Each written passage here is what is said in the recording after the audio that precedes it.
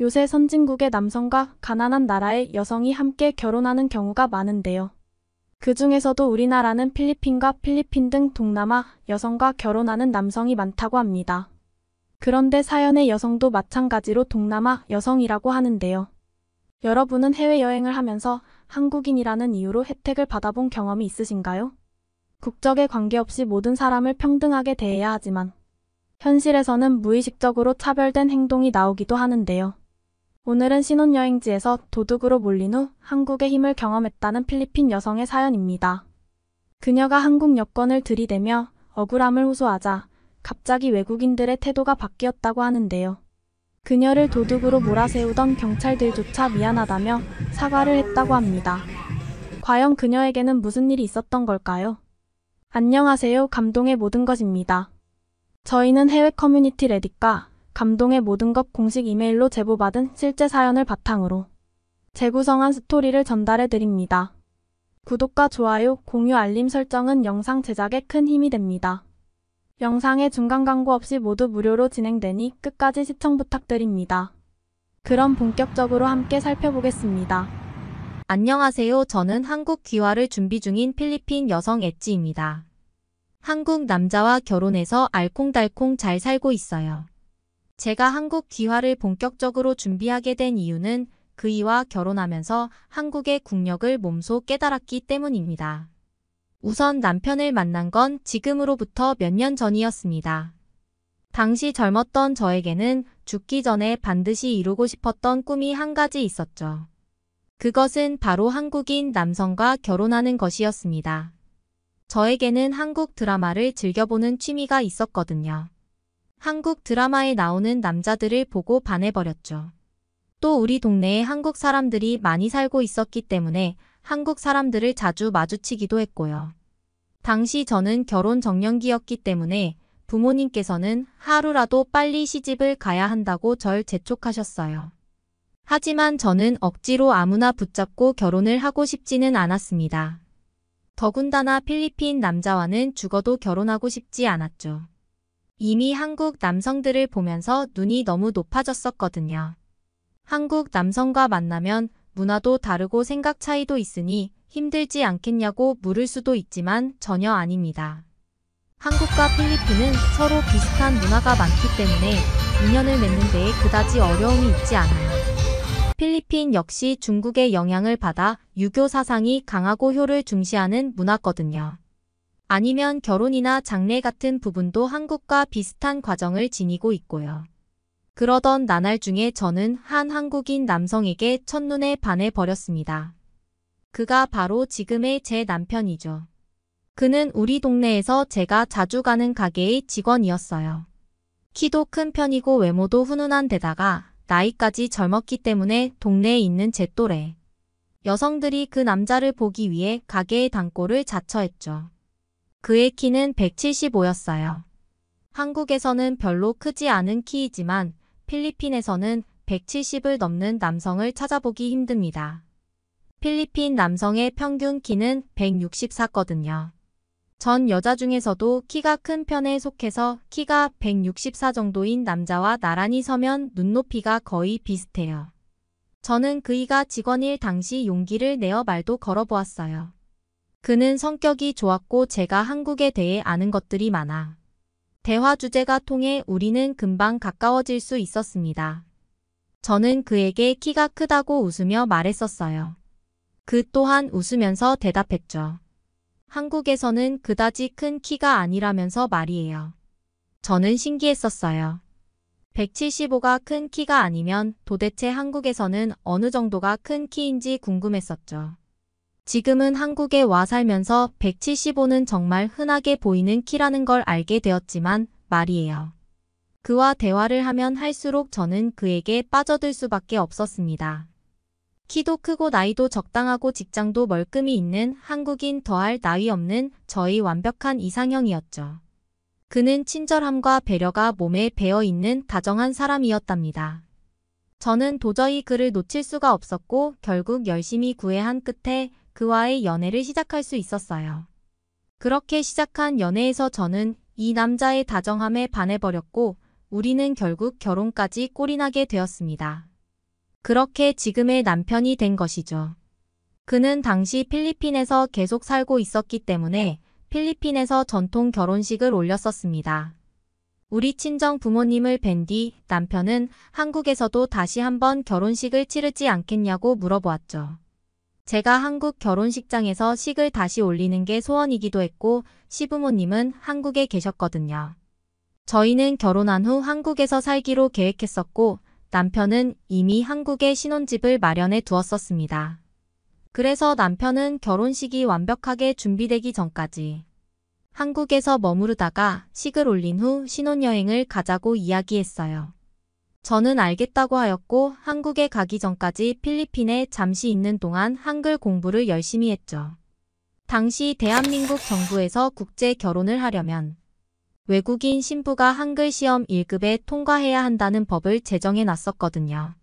저는 평소에 한국 드라마를 매우 즐겨보던 사람이었기 때문에 한국어를 공부하면서 어렵다는 생각보다는 오히려 즐겁다는 생각을 많이 했었던 것 같아요.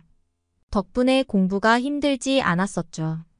사실 저는 지금 한국에서 필리핀인에게 한국어를 가르치는 직업을 갖고 있거든요. 그 정도로 한국어 실력이 우수하답니다. 제 입으로 말하기엔 살짝 쑥스럽지만 말이죠.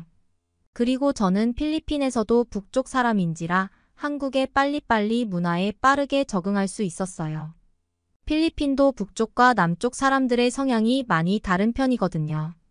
그중 북부 지역은 겨울이 있어서 추위를 대비해 준비하는 습성이 있어요.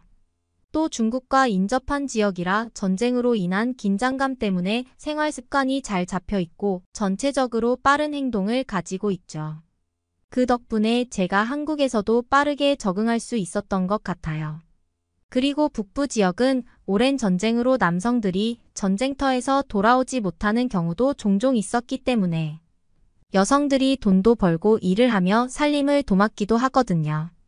그래서 북쪽 사람들은 대다수 근면하고 생활력이 강한 편이에요. 이 부분이 한국 시부모님께 좋게 보일 수 있었던 가장 큰 이유였어요. 시어머니께서 특히 저희 이런 부분을 예쁘게 봐주셨습니다. 저는 제가 외국인이라 시부모님께서 안 좋게 보시면 어떡하나 고민했는데 참 다행이었죠. 그러고 한국 집에 도착했을 땐 정말이지 놀라움의 연속이었습니다. 지금부터는 제가 마치 총구석에서 올라온 촌스러운 사람처럼 보일 수도 있겠지만 정말 한국에 와서 보고 느낀 걸 그대로 표현하는 것이니 양해 부탁드립니다. 우선 제가 필리핀에서 살던 집은 집 바닥이 시멘트였었어요. 그래서 카펫을 깔고 지냈어야 했죠. 그런데 한국은 마루 장판이라 아주 깔끔하고 청소하기가 쉽더라고요. 모든 집이 기본으로 그렇다는 남편의 말에 충격을 받았던 기억이 납니다. 또 한국에 와서 신기했던 것 중 하나가 보일러와 이중창인데요. 보일러는 워낙 많은 외국인들이 한국의 장점으로 뽑으니 넘기고 저는 이중창을 한국에 와서 처음 보았어요. 겨울의 추위로부터 따스하게 지낼 수 있을 것 같았죠. 그리고 한국 비데도 엄청 인상 깊었습니다. 필리핀에도 비데가 있기는 하지만 한국식과는 조금 다릅니다. 변기 옆에 샤워기 같은 것이 있는데 그것이 비데예요. 직접 호스를 들고 물로 씻어야 하죠. 하지만 한국은 비데가 매우 신기술이잖아요. 처음 비데를 접했을 때 버튼이 여러 개여서 남편과 함께 공부했었답니다. 지금은 너무나 잘 쓰고 있죠. 특히 변기 온열 시트 기능은 겨울에 너무 유용해요. 또 필리핀에도 있었으면 정말 좋았겠다 싶었던 것 중 하나가 바로 부엌에 하나씩 있는 환풍기였어요. 필리핀에서는 환풍기가 없었거든요. 요리할 때 고추라도 볶게 되면 연기가 너무 많이 나서 옆집에서 불이 났냐고 찾아올 정도로 말입니다. 그거 말고는 도어락도 있었어요. 필리핀은 열쇠로 문을 열고 닫았거든요. 안전하고 밤 늦어도 누군가 집에 침입할 거라는 걱정 없이 두 발 뻗고 편히 잘 수 있다는 게 한국에서는 당연하다는 사실이 부럽기도 조금 씁쓸하기도 했네요. 몇 주 후 우리는 드디어 한국에서 결혼식을 마치고 신혼여행을 떠날 수 있었습니다. 필리핀 세부로 가려고 계획을 했죠. 그런데 예상외 난관이 하나 있었습니다. 필리핀 비자를 받는 과정이 쉽지 않았거든요. 기간이 굉장히 오래 걸렸는데 하마터면 받지 못할 뻔했었어요. 그런데 제 남편은 한국인이기 때문에 무비자로 필리핀에 갈 수 있었죠. 전 혹여나 비자를 발급받지 못할까 봐 전전긍긍했는데 남편은 한국인이라는 이유로 그러지 않아도 된다는 사실이 무척 부러웠었어요. 오랜 시간이 지난 후 저는 힘겹게 비자를 발급받을 수 있었고 오래 기다린 만큼 야심차게 짐을 싸서 여행을 떠났습니다.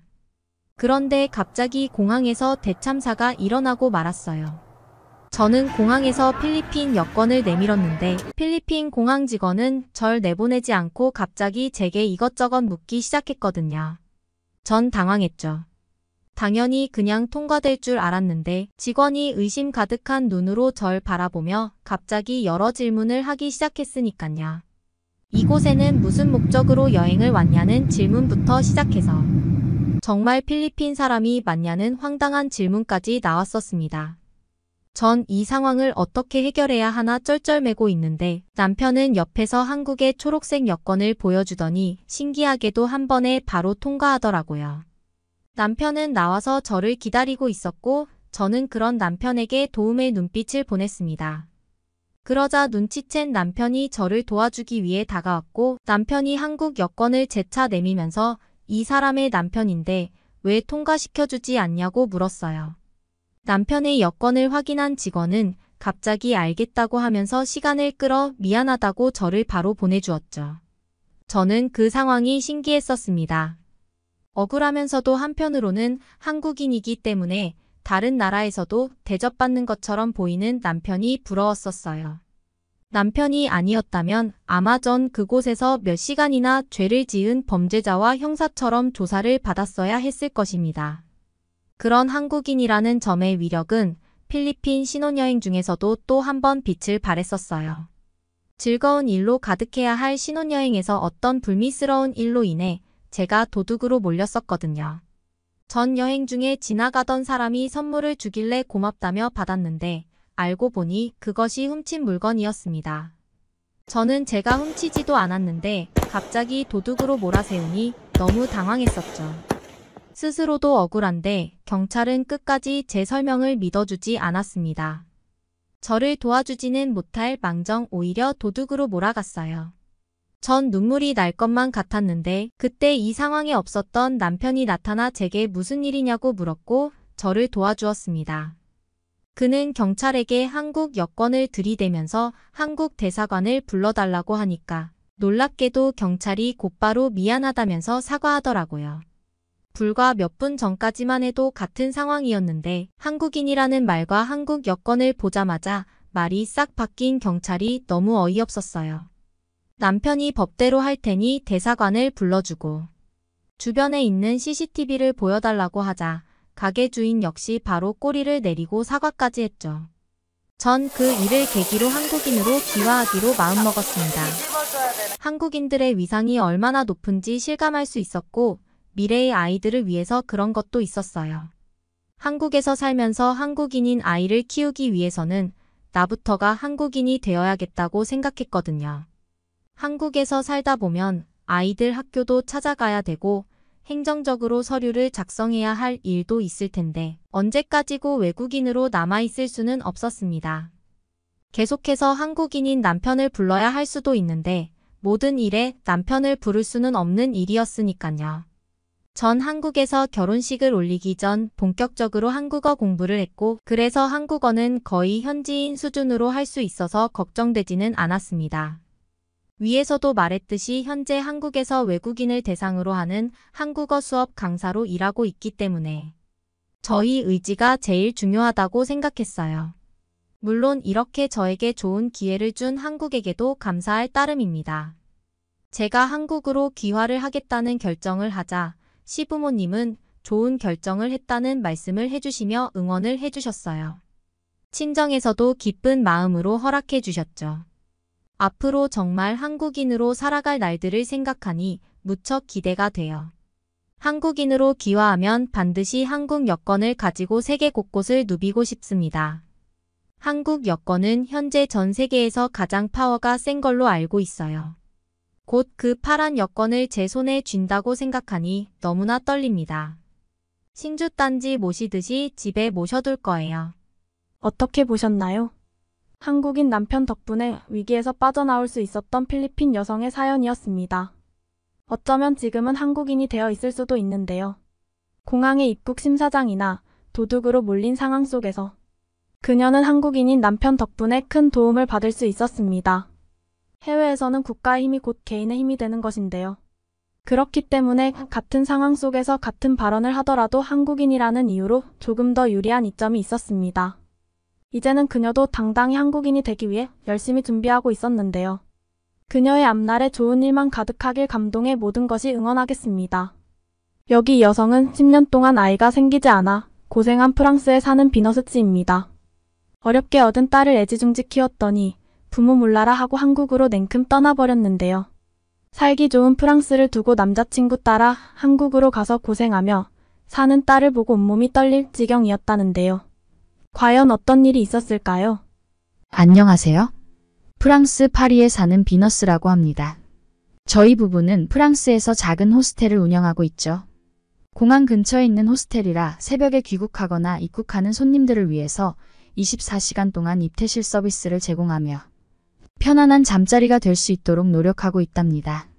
남편은 공항까지 손님들 픽업을 하러 다니고 저는 호스텔의 모든 관리를 맡고 있죠. 밤낮 없이 일했던 탓일까요? 저희 부부는 결혼한 지 10년째 아이가 생기지 않더군요. 그 비싼 시험관 시술도 여러 번 받았지만 소중한 생명은 저희 곁으로 쉽게 와주지 않았습니다. 엄마 아빠와 함께 손잡고 공원에 나와 아장아장 걷는 아기를 보면 언제쯤 저런 행복을 누릴 수가 있을까 푸념만 하고 있었죠. 그렇게 속절없이 세월이 흐르다 보니 어느덧 37살이 되어 있더군요. 40대를 바라보는 나이가 되니 점차 아이 생각도 하지 않게 되었습니다. 친구들이 육아하면서 느끼는 기쁨을 평생 알지는 못하겠지만 제 곁에 언제나 저를 사랑해주는 남편이 있기에 그걸로 위안으로 삼으려 했죠. 그러던 어느 날 속이 너무 좋지 않아서 호스텔 카운터도 지키지 못하고 집에서 쉬고 있었답니다. 머리가 어지럽고 헛구역질만 하고 있었죠. 이때까지만 해도 제 몸에 새로운 생명이 자리 잡았다는 사실을 전혀 알지 못했답니다. 남편은 얼굴이 점차 창백해져가는 저를 데리고 급하게 응급실로 향했죠. 그리고 임신이라는 소리를 듣게 되었습니다. 기나긴 기다림 끝에 저희에게 소중한 생명이 찾아온 것이죠. 평소 눈물이 많지 않던 남편도 그날만큼은 기쁨의 눈물을 감추지 못했답니다. 빵 한 조각 삼키기 힘든 입덧이 와도 그저 행복하기만 했죠. 그렇게 출산일이 다가오고 있었습니다. 평소와 다름없이 일을 하던 도중 갑자기 머리가 빙글 돌더니 다리 사이로 무언가가 흐르는 듯한 느낌을 받았죠. 그러다 갑자기 피가 보이는 것이었습니다. 아직 아이를 출산하려면 2달은 남았기에 걱정이 앞서 서둘러 병원을 향하던 중 극심한 고통이 찾아왔고 응급분만을 해야만 했죠. 주스에 맞지 않게 너무 작은 몸으로 세상 밖으로 나온 아기는 바로 인큐베이터로 향해야만 했습니다. 그렇게 고대하던 아기를 한 번도 안아보지 못한 채 네모난 기계에 아기를 맡겨야만 했죠. 나이가 있어서 조산기가 있었던 것일까요? 병원에서는 너무 빨리 양수가 터져서 아기가 나올 수밖에 없는 상황이었다고 합니다. 아기가 너무도 작아 잘 버텨줄지 걱정이 된다는 말까지 덧붙여 불안감은 커져만 갔는데요. 다행히 아기는 씩씩하게 버텨주었고 무사히 인큐베이터를 졸업한 뒤 저희 품에 안기게 되었죠. 정말 꿈만 같았습니다. 아기를 보고 있으면 신이 주신 선물 같아서 신의 힘이라는 뜻을 가진 가브리엘이라는 이름을 지어주었어요. 물론 아기를 키우는 건 결코 쉬운 일이 아니었고 무척이나 힘들었지만 가브리엘이 웃는 모습이면 3일 동안 밤을 꼬박 새워도 행복했죠. 단지 걱정은 아기가 또래들보다 조금 작다는 것이었습니다. 그때는 어련히 때가 되면 크겠지라고 생각하며 우리 부부는 가브리엘과 행복한 나날을 보냈죠. 어느덧 가브리엘은 건강하고 아름다운 숙녀로 자랐어요. 애지중지하며 키운 외동이니만큼 우리 부부가 가브리엘에게 거는 기대도 각별했답니다. 어느 날 가브리엘이 남자친구가 생겼다고 하더라고요. 사실 나이가 꽤 찼는데도 남자친구를 한 번도 소개해 준 적이 없었거든요. 그래서 웬일인가 싶었는데 가브리엘은 지금의 남자친구와 결혼까지 생각을 하기 때문에 우리 부부에게 인사시켜 준다고 하더라고요. 우리 부부는 가브리엘의 깜짝 선언에 너무 놀라면서도 반가웠어요. 내심 사위 될 사람이 어떤 사람인지 궁금했거든요. 곧 제 생일이 다가오는지라 제 생일에 맞춰 가브리엘이 남자친구를 집에 데리고 온다고 했습니다. 우리 부부는 들뜬 마음으로 집 정리를 하기 시작했어요. 그리고 어떤 요리로 예비 사위를 대접할지 행복한 고민을 하기 시작했죠. 그리고 고급 와인도 준비했습니다. 집에 귀한 손님이 오니 프랑스에서는 와인을 빼놓을 수는 없잖아요. 그렇게 저희 생일날이 되었습니다. 가브리엘과 예비 사위는 저녁 6시쯤 온다고 했어요. 남편은 5시가 될 무렵 저녁에 입을 드레스와 셔츠를 가지러 세탁소로 갔습니다. 그날을 위해 새 옷처럼 드라이를 해달라고 맡겼거든요. 저는 준비한 요리가 괜찮은지 다시 파티상에 올라갈 음식들을 점검했지요. 세탁소가 가까운 거리인데도 남편이 바로 오지 않더라고요. 갑자기 초인종이 울렸습니다. 혹시 예비 사위가 빨리 도착한 걸까 싶어 문을 열어보니 웬 젊은 동양인 남자가 서 있었어요. 처음 보는 사람이었죠. 자주 오는 우편 배달원도 아니었고 택배기사도 아니었거든요. 누구시냐고 물어보려다가 순간 제 머리를 스쳐 지나가는 생각이 있었습니다. 혹시 이 사람이 가브리엘의 남자친구? 너무너무 당황해서 어찌할 바를 모른 채 머뭇거리고 있는데 마침 남편이 세탁소에서 옷을 찾아 돌아왔어요. 남편은 문 앞에서 제가 동양 남자와 서 있는 모습을 보더니 처음엔 갸우뚱하더니만 금세 웰컴 투 마이 하우스 하며 재빠르게 인사를 하는 거 있죠. 남편도 혼란스럽긴 마찬가지였는데 침착하게 대응을 했더라고요.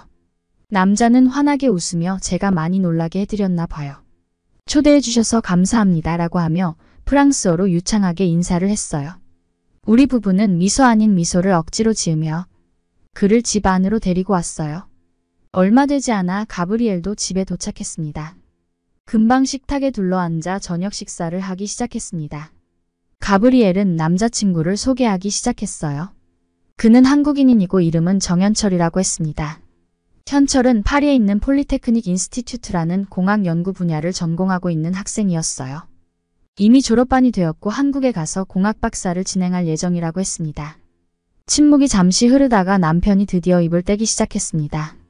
그러면 프랑스에서 일을 하지 않으면 한국으로 돌아가는 거냐고 물은 거죠. 그때 딸 아이가 강한 의지로 자신의 의사결정을 밝혔습니다. 그와 프랑스에서 결혼식을 올리고 한국으로 가서 살 것이라고 했습니다.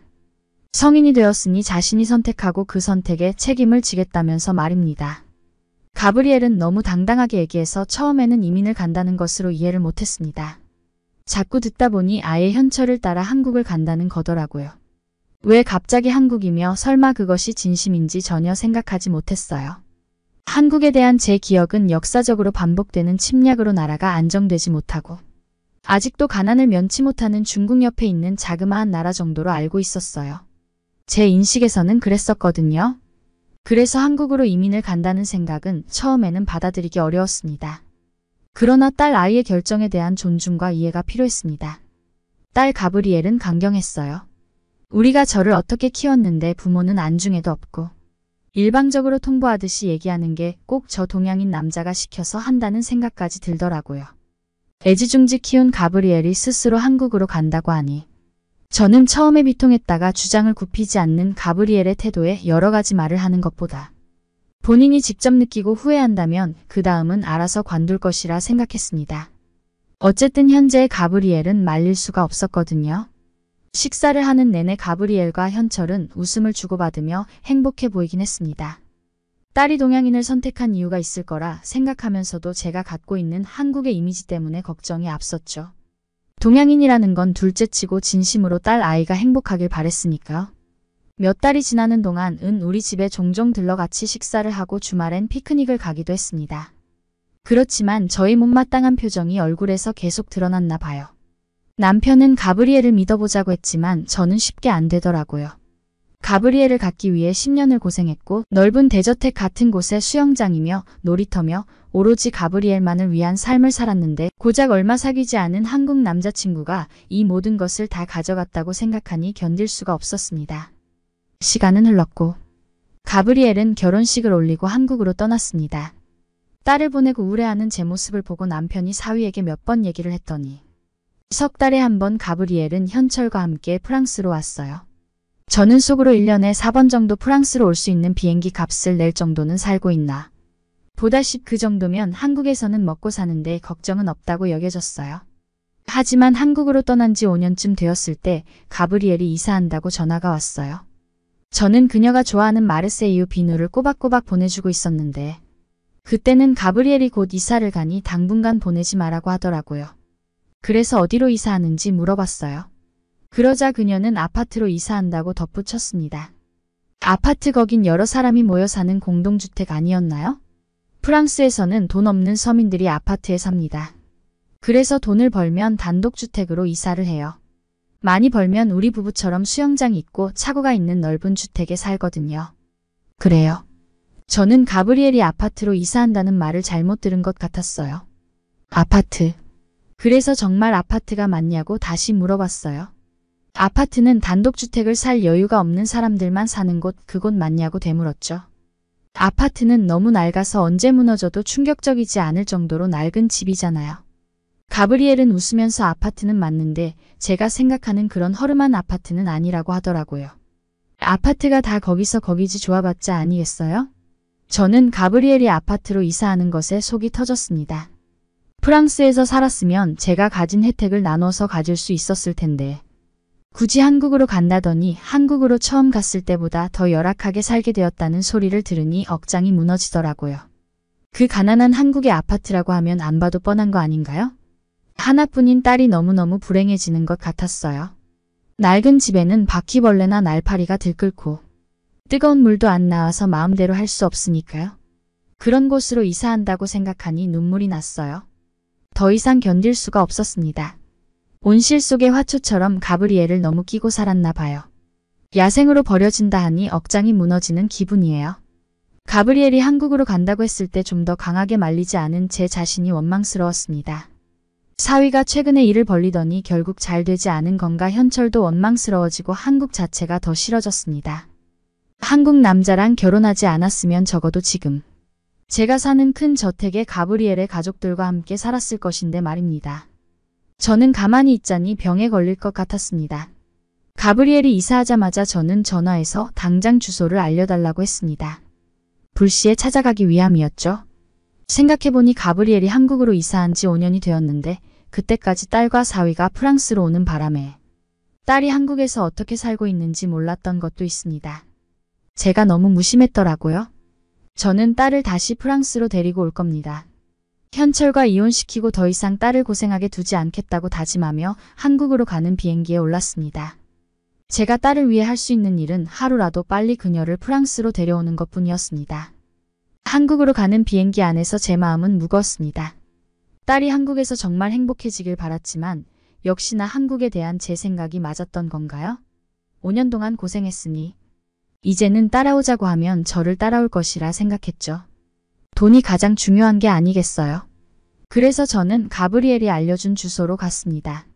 미리 사위에게 제가 가브리엘을 데리러 가겠다고 말해놓았습니다.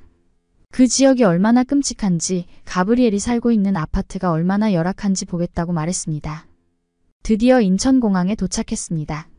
장시간 비행에도 불구하고 저의 예민함은 내려가질 않았습니다. 그런데 공항에 도착하니 일본의 침략을 받아 못 사는 나라라고 생각했던 것보다 더 화려하고 큰 나라였습니다. 택시 불러서 가브리엘이 알려준 주소를 보여주며 거기로 가주세요 라고 말했습니다. 택시는 인천을 지나 한강을 가로지르며 달렸습니다. 겉으로는 서울은 상당히 발전한 것 같았습니다. 프랑스에서도 보지 못했던 높은 건물들이 도시 곳곳에 있었습니다. 마치 미래의 도시에 온 것처럼 모든 것이 낯설다는 것을 깨달았습니다. 택시를 타고 가브리엘의 아파트 앞에 도착했습니다. 한참을 올려다봐야 눈앞에 아파트가 보였고 저는 매우 놀랐습니다. 프랑스에는 엘리베이터가 없고 노후화된 아파트가 훨씬 많고 엘리베이터가 있더라도 옛날 방식이라 느리고 위험한데 가브리엘의 아파트는 초고층 빌딩 같아서 한참을 봐도 끝이 안 보였어요.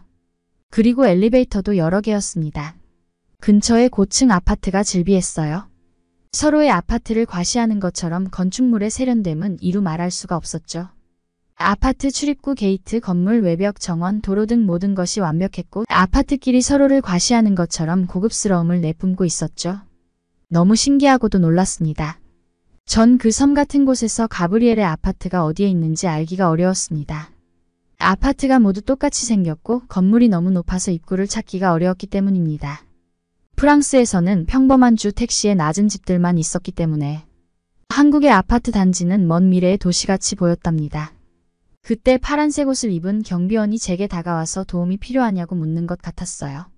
저는 딸의 주소가 적힌 종이를 건네며 제가 누군지 알리기 위해 최선을 다했습니다. 저는 그 주소에 도착했지만 더 이상 갈 수 없습니다. 라고 말했어요. 다행히 경비원은 번역기로 알아들으면서 친절하게 가브리엘에게 인터폰으로 연락을 했습니다. 저는 그렇게 연락을 할 수 있었고 제가 도착했다는 사실을 알게 된 가브리엘이 나를 데리러 로비로 왔어요. 내 인생에서 딸을 보는 것이 이렇게 기뻤던 적은 처음이었어요. 낯선 미래에 혼자 있는 것 같았지만 그녀를 보자마자 안도의 숨을 내쉬었어요. 우리 딸은 사치스럽지 않지만 단정한 옷차림에 편안한 얼굴을 하고 있었어요. 그리고 샹들리에가 비추는 큰 로비를 향해 웃으며 걸어오고 있었죠. 눈물이 날 것 같았어요. 가브리엘은 우리 부부를 꼭 안아주었어요. 늦게 초대해서 미안하다는 말도 했죠. 초대가 아니고 우리가 일방적으로 딸을 데리러 온 것인데도 딸은 노여워하지 않았어요. 가브리엘을 따라 엘리베이터로 향했고 딸은 49층을 눌렀습니다. 엘리베이터에서 내려 집 현관으로 들어왔을 때 고급스럽고 이런 곳에 이런 넓은 공간이 펼쳐져 있다니 믿기지 않는 멋진 광경이 펼쳐졌죠. 물론 아파트 단지를 봤을 때 이렇게 높을 줄은 몰랐지만 아파트 내부는 호텔 같았습니다. 아니, 호텔보다도 더 깔끔했습니다. 거실 바닥은 대리석으로 되어 있었고 이사 온 지 얼마 되지 않아 마음에 드는 가구를 찾지 못해 약간 썰렁한 감이 있었지만 이렇게 높은 건물에 있는 고급 호텔은 처음 느껴봤습니다. 거실 창문에 가까워질수록 떨어질 것 같은 공포의 맥박이 뛰는 것을 느꼈습니다. 하지만 높은 산 위에 있는 것처럼 시원하고 쾌적한 넓은 풍경은 웅장했어요. 해가 어두워지자 아파트 단지의 불빛이 하나둘 자동으로 켜지고 오후와는 또 다른 멋진 장관이 펼쳐졌어요. 뉴욕의 맨하튼 이상으로 멋진 야경이 펼쳐졌습니다. 프랑스에서는 단독주택이 빌라 형태로 펼쳐져 있고 빌라에 살더라도 5층 이상은 올라갈 수 없어요. 한국의 아파트 단지는 분위기가 달랐어요. 평화롭고 부드러운 불빛이 쾌적했습니다. 창가에 서서 창밖을 바라보고 있는데 어디선가 찬바람이 불어오는 게 느껴져 깜짝 놀라서 어디에서 오는지 쳐다보니 정말 천장에서 바람이 불어오는 거예요. 가브리엘은 웃으면서 시스템 에어컨이라고 설명해 줬어요. 외출에서도 원격으로 에어컨 조절이 가능한 데다 집 내부 공기 상태에 따라 자동으로 공기 정화와 습도 조절을 한다고 하더라고요. 세상에 천장에 에어컨이 있다니 사위의 사업이 망한 건가 했더니 아니었나 봐요. 프랑스에서는 비교적 고가의 에어컨을 사용하는 사람이 적고 에어컨이 있어도 잘 틀지 않아요. 에어컨도 거의 없는 경우가 많았어요. 가브리엘은 한국의 더운 날씨 때문에 에어컨 없으면 못 산다면서 웃었죠. 저는 창밖을 내다보며 프랑스 몽마르트 언덕의 미풍처럼 시원한 에어컨 바람을 즐겼어요. 저도 성공한 느낌이 들었고 높은 아파트에서 바라보는 풍경이 정말 멋있어요. 저녁 식사 시간이 되어 식탁에 앉았는데 음식이 없어서 당황했는데 초인종 소리가 들리더니 12씩 포장된 음식들이 오기 시작했어요. 가브리엘은 신나게 음식을 풀어서 그릇에 담고 테이블을 차리기 시작했습니다. 다양한 종류의 음식들이 테이블 위에 놓여 있는데 마치 파티 같았고 정말 멋있었습니다. 한국에는 이런 배달 음식들이 이렇게 빠르게 오고 맛있게 즐길 수 있다니 말도 안 되는 광경이 펼쳐졌지 뭐예요? 프랑스에서는 항상 집에 초대하면 음식을 준비하고 초대받는 사람들도 해오거든요. 한국에서는 그럴 필요가 없다는 사실이 정말 신기했고 휴대폰으로 손가락만 까딱하면 배달 서비스를 이용할 수 있다니 이렇게 편리한 곳에 사는 가브리엘이 좋았습니다. 가브리엘은 요리하고 싶지 않은 날 밤에 이렇게 한다고 말했어요. 여러 가지 종류 중에서 선택을 해서 휴대폰으로 결제할 수 있다는 것은 매우 쉽고 직관적이었어요. 그리고 프랑스는 음식 배달 자체도 그렇게 흔하지 않은데 반면에 한국은 휴대폰으로 주문하고 결제까지 할 수 있는 훌륭한 시스템을 갖추고 있다니. 가브리엘을 만나러 갔을 때 놀라움은 거기서 끝나지 않았어요. 다음 날 한국을 둘러보기 위해 주차장에 갔는데 아파트 단지 지하 2층에 주차장이 또 있었어요. 아파트 단지가 공원처럼 조성되어 있어서 위에는 차가 없고 지하에는 쇼핑몰 주차장처럼 아주 거대한 주차장이 있었어요. 전에 처음 본 한국의 주거 시스템에 매료됐습니다. 한 번도 본 적 없는 한국의 아파트 시스템에 놀랐고 가난한 사람들이 사는 곳이라고는 상상할 수 없었습니다. 가브리엘도 웃으면서 자기가 살고 있는 아파트가 고가의 아파트이고 한국 사람들이 살고 싶어하는 곳 중 하나라고 했어요.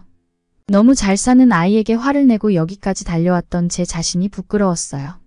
프랑스에서 사는 저는 잘 살고 가진 게 많다고 생각했는데 한국에 와서 그렇지 않다는 걸 알게 되니 한국 사회가 좋았어요. 가브리엘이 프랑스 남자를 만나서 결혼했다면 저는 계속해 프랑스가 최고라고 생각하면서 우물안 개구리처럼 살았을 거예요. 이렇게 한국이 호텔처럼 편안하게 살 수 있는 곳이라는 사실을 절대 믿지 못했을 거예요. 갑자기 사위 현철이가 너무 예뻐 보였습니다. 그럼 그렇지 우리 똑똑한 딸이 사람을 잘 고르고 말고 하며 늦게나마 딸을 칭찬했습니다.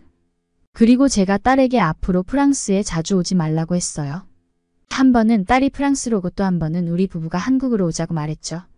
딸이 잘 살고 있다는 것을 눈으로 확인했으니 더 이상 우울하거나 걱정할 필요가 없어진 거예요.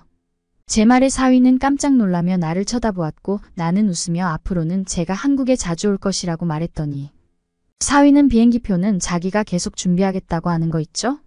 능력 있는 사위 맞죠? 한국을 무시했던 저의 좁은 마음을 반성합니다. 딸이 이렇게 잘 사는 모습을 보니 기분이 좋습니다. 그렇게 우리는 다시 프랑스로 돌아가는 비행기에 올라탔습니다. 내년에 다시 이 아파트로 딸을 보러 올 거예요. 감사합니다. 비너스 씨의 아파트 방문 이야기 어떠셨나요? 프랑스도 유럽 대국이라 잘 사는 선진국으로 알고 있는데 그런 분이 한국의 대표적인 거주 시스템인 아파트를 보고 놀라셨다니 제 어깨가 다 으쓱해집니다. 오늘의 사연은 여기까지입니다. 응원이나 남기고 싶은 말이 있으시면 댓글로 남겨주세요. 사연자분께 전달해 드리겠습니다. 저희의 사연이 여러분의 하루에 작은 힘이 될 수 있었으면 좋겠습니다. 지금까지 한국의 감동적인 이야기를 전해드리는 감동의 모든 것이었습니다. 구독과 좋아요를 눌러주시면 영상 제작에 큰 힘이 됩니다.